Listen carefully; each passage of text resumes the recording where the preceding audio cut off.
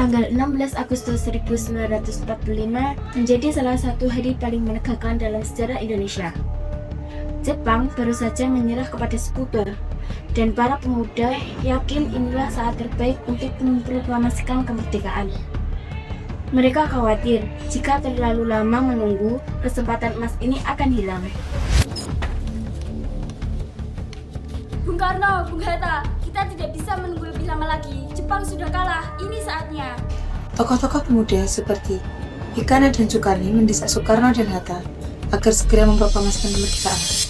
Rakyat sudah siap mati, Bung. Jangan biarkan semangat ini padam. Namun, Soekarno dan Hatta masih berhati-hati.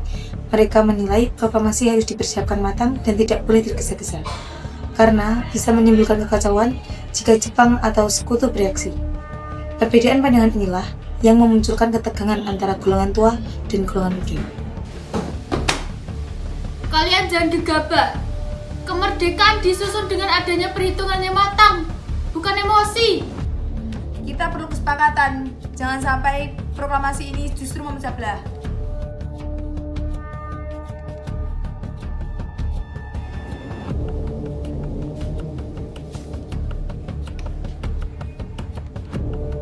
Sudahlah, Bu. Jangan saling meninggikan suara. Ini bukan sekedar tentang kita, tapi tentang bangsa.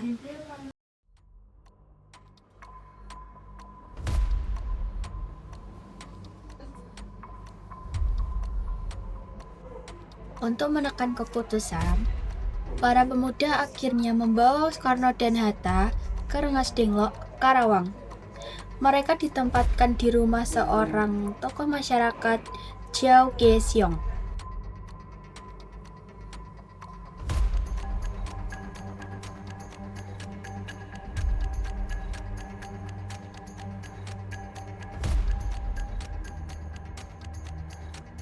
Silakan masuk, Bung. Rumah ini hanya sederhana. Semoga cukup aman.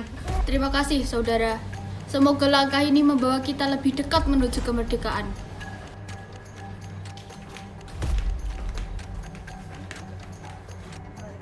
Di tempat inilah berlangsung diskusi panjang, perdebatan sengit, dan juga pertarungan pikiran tentang masa depan bangsa. Kalau kita menunggu, Jepang bisa saja kembali berkuasa. Kemerdekaan bukan hanya soal berani berteriak, tapi bagaimana menjaga negara ini tetap utuh setelah kemerdekaan. Kami tidak ingin sejarah mencatat bahwa pemuda hanya diam pada saat kesempatan emas datang. Kita harus satu suara, tanpa persatuan kemerdekaan akan hanya menjadi mimpi. Para pemuda bersikeras proklamasi harus segera dilakukan. Sementara Soekarno tetap tegas bahwa segalanya harus diperhitungkan dengan bijak. Kalau begitu, biarkan kami para pemuda saja yang bergerak sendiri. Tidak. Proklamasi ini harus atas nama seluruh bangsa, bukan nama kelompok tertentu.